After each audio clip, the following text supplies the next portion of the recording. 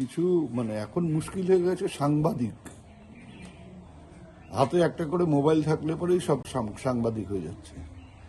না আছে পুঁথিগত বিদ্যা, না কোনো অভিজ্ঞতা, সচেতনতা, বা বাড়িতে যে অন্য বই পড়া সেসব কোনো অভ্যেস নেই।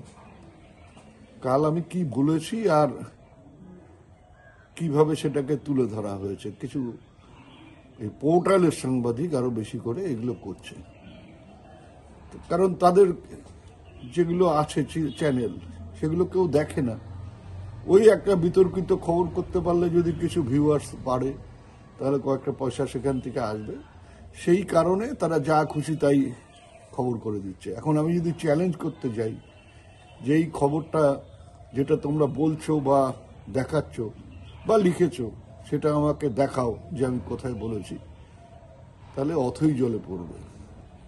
পরিষ্কারভাবে আমি মহিলাদের বলেছি, আপনাদের যা কিছু দেবার আমাদের রাজ্যের সরকার, আমাদের রাজ্যের মাননীয় মুখ্যমন্ত্রী দিচ্ছেন, যা কিছু কেড়ে নেওয়ার কেন্দ্রের সরকার, ভারতবর্ষের প্রধানমন্ত্রী নরেন্দ্র মোদী নিচ্ছেন।